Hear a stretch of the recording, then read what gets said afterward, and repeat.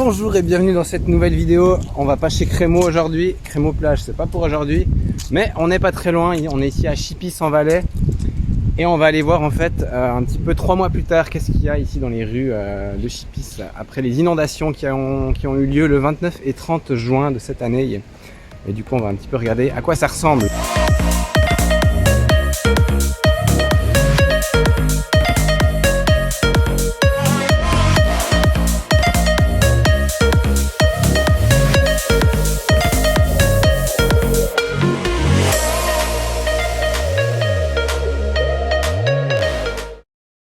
Bon voilà, un gros tas de gravats qui vient du Rhône, donc qui est juste derrière là-bas. Donc il faut bien se dire que l'eau elle coulait ici. Les jardins là autour et ici. D'ailleurs il y a encore des... Ce café il va m'énerver. Il y a encore des petits tas de sacs là de sable qui ont été placés pour créer des petits murs. J'ai voulu passer assez vite ici parce qu'en fait ce pont qui est magnifique, un pont en acier, ils vont devoir le rehausser étant donné que c'est ce qui a un petit peu causé problème. Il faut bien se dire que l'eau arrivait au niveau du tablier du pont, donc aujourd'hui ça devient indispensable de le rehausser pour éviter que ça se reproduise tout simplement. Donc on est ici dans un espèce de chantier. Le petit kiosque qui est derrière avait été inondé également, mais là où il y a eu les plus gros dégâts c'est dans l'usine là-bas en face.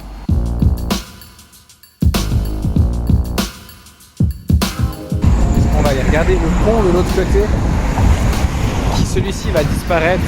Donc en gros ce pont c'est le pont ferroviaire qui permet d'acheminer les matériaux vers l'usine d'aluminium, là où il y a la grue, ce bâtiment là. Et donc ce pont va être démoli parce que ça devient trop dangereux, ça permet plus d'assurer la sécurité. Et sauf erreur, il a subi quand même des dégâts à cause des inondations. Il faut bien se dire que l'eau, elle venait vraiment de nouveau au niveau du tablier et que du coup, tous les déchets qui étaient charriés par les eaux, ça venait taper dans le pont et peut-être endommager la structure.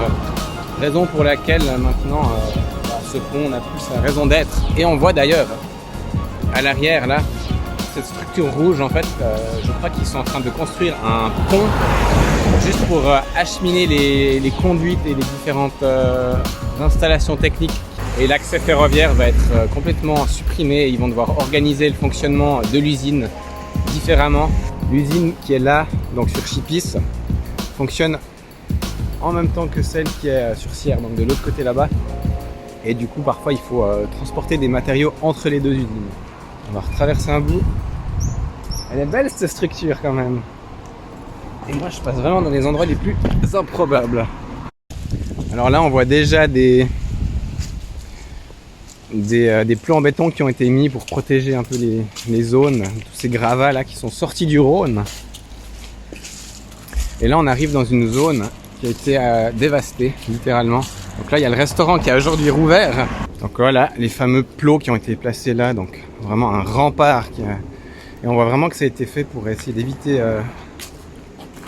les saletés qui rentrent, parce qu'ils ont quand même mis des petits joints. Là derrière il y a un petit creux et en fait il y a une salle de réception. Et cette salle de réception a été complètement ravagée par les inondations. Tout comme l'ensemble du quartier ici. Toujours ce rempart. Et là il y a un petit truc, un petit morceau métallique en fait.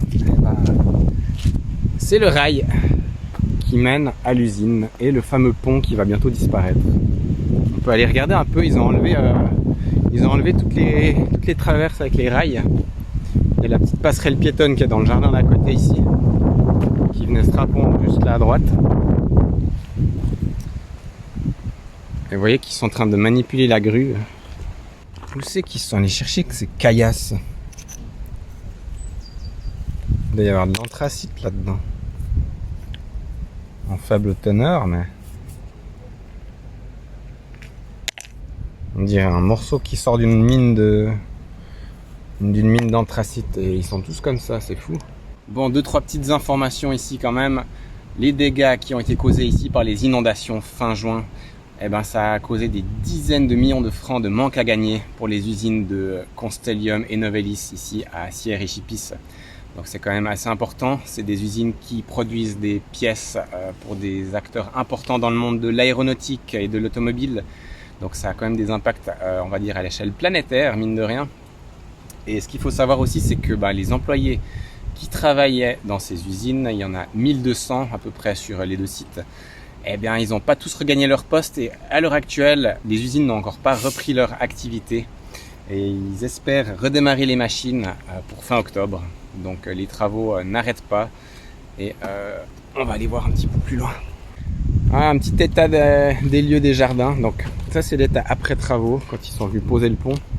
Mais il faut bien vous dire que c'était tout comme ça, rempli de sable, tout ce qui sortait du Rhône, tous ces déchets de bois là, ça a tout emporté sur son passage. Donc la fameux rempart qui a été construit avec ces énormes blocs en béton, derrière, voilà ce qu'il en est. Donc toute cette zone là derrière, c'était des jardins. Et tout ça est aujourd'hui inutilisable malheureusement. J'espère que le vent ne crache pas trop dans le micro, je suis vraiment avec les moyens du bord et cette année dans la région ici, il n'y a pas un jour sans qu'il y ait du vent, c'est terrible. Il y a une belle petite plage ici, au bord du Rhône.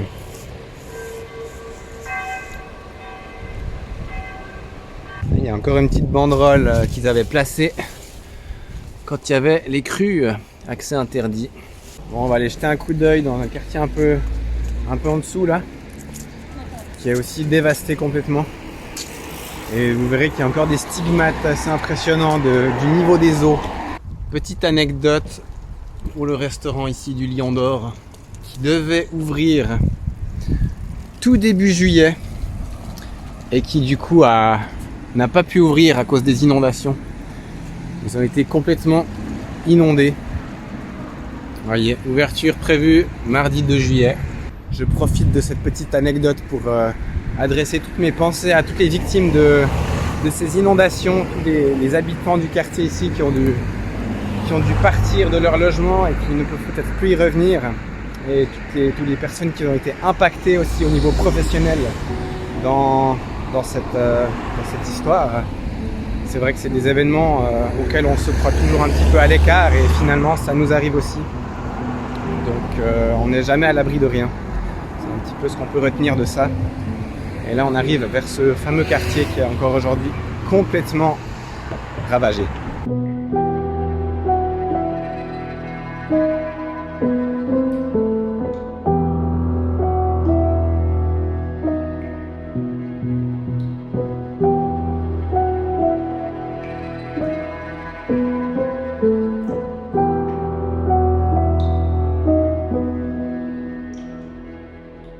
Encore ici des déchets. Et là il y a des voitures qui étaient garées sur ce parking à l'époque et qui se sont fait carrément déplacer par les eaux. Et là on a des stigmates comme je disais avant. Ça nous donne un petit peu la hauteur où montait l'eau quand il y a eu les crues. Alors ça paraît pas être énorme, mais quand c'est un fleuve avec un sacré débit qui passe là à ce niveau là alors qu'il n'est pas censé y passer, ça fait des dégâts. Ça fait une drôle de vision quand même. Du sable partout, du mobilier de jardin qui traverse les plantations. C'est dévasté, littéralement dévasté. Donc tous ces immeubles là,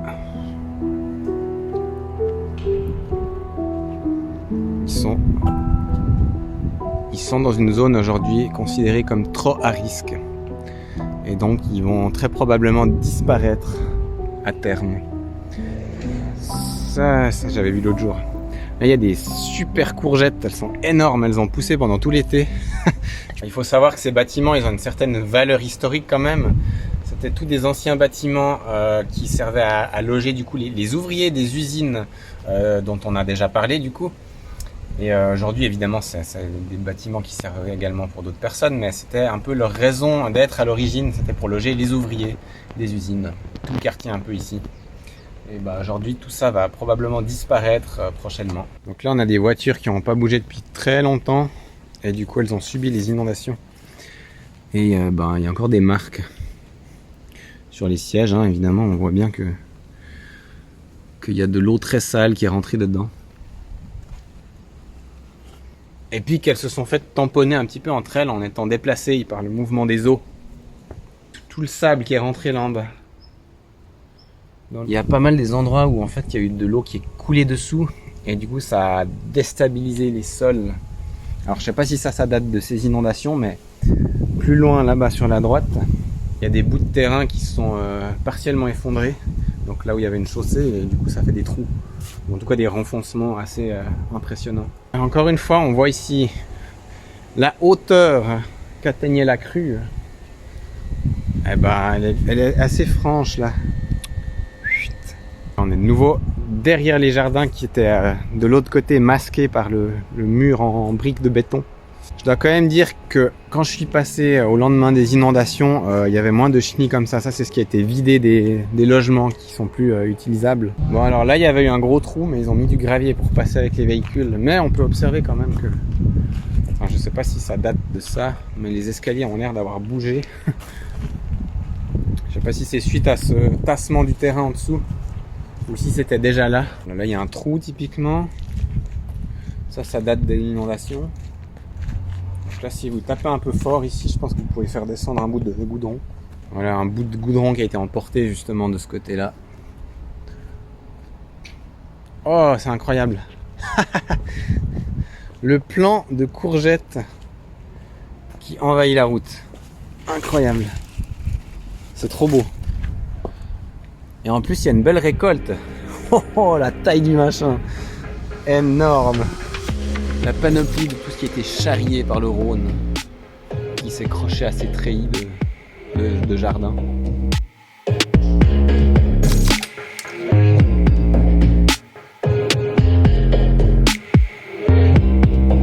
Bon voilà, l'idée était de faire un petit état des lieux de cette catastrophe 3 mois après. Ce qu'il faut savoir, c'est que ça a fait pas mal polémique parce que le problème ici d'insécurité était connu depuis assez longtemps et il n'y a pas grand chose qui a été fait pour sécuriser la zone. Du coup maintenant il y a un petit peu des conflits on va dire sous-jacents par rapport à ça.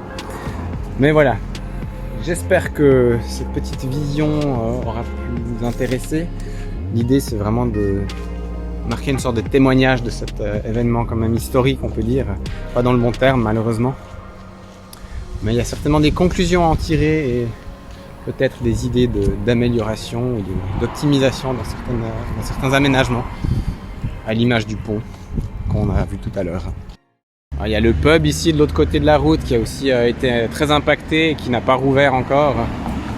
Voilà donc ce restaurant qui a aussi été touché par ces inondations. J'ai pris 2-3 photos aussi.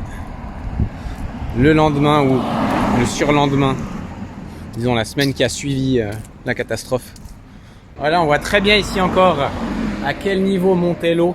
Donc une porte normale, un peu plus haut que la poignée, voilà. Donc c'est quand même pas mal. Alors je sais pas ce que font tous ces essieux ici. C'est un véritable dépôt. Alors on retrouve les rails qui vont jusqu'à l'usine là-bas de Chipis qui traverse le Rhône. Et qui bientôt ne le traverseront plus. Et du coup là, ça mène vers les voies CFF et la gare de Sierre. J'ai une magnifique photo d'une plante décorative posée au milieu des voies qui avait été acheminée par les flots. Donc il faut bien se dire que tout ça, ça a été sous l'eau. Tout comme l'ensemble du site industriel là-bas, qui a également été très touché par ces précipitations. Pas du tout, par ces inondations, je voulais dire évidemment. On peut voir s'il reste encore des trucs dans les grillages, mais ça, ils ont fait un grand travail de nettoyage. Apparemment, les activités sur ce site, en tout cas, auraient déjà pu reprendre partiellement, en tout cas. Je vais m'enlever de la route, il y a une voiture. Donc, faut bien imaginer que sur ce parking, il y avait 0 bagnole, en tout cas au moment où j'y suis passé. Et il y avait du sable, mais partout. Il y avait d'ailleurs 2 véhicules stationnés là-bas dans le coin, qui n'ont pas bougé. Pendant la crue, évidemment. Ouais, là, ils ont tout nettoyé. Il y avait plein de branches aussi ici dans les clôtures. Et même les vélos, là, il y avait plein de déchets qui étaient coincés dans les porte-vélos et les vélos. Ouais, c'est intéressant de revenir sur place 3 mois après. Mais la lumière baisse vite. La lumière baisse vite, mais voilà, site industriel là derrière à nettoyer encore. Mais ils n'ont pas chômé, hein, ils n'ont pas chômé. On voit qu'il y a eu beaucoup de travaux entrepris depuis. Cela dit, on a à peu près fait le tour de ce qu'il y avait à voir. Du coup, on va arriver au bout de cette vidéo. Merci de l'avoir regardé. N'hésite pas à la partager si ça t'a plu et à laisser un petit commentaire si tu as des anecdotes à raconter, des infos à ajouter, des corrections à faire, parce que des fois ça peut m'arriver de dire des trucs qui sont peut-être erronés. J'essaye de ne pas le faire, mais voilà, l'erreur est humaine comme on dit. Donc n'hésite pas si tu as entendu un truc qui est faux et que tu veux le rectifier, c'est avec plaisir. Alors à tout bientôt pour une nouvelle vidéo. Ciao ciao.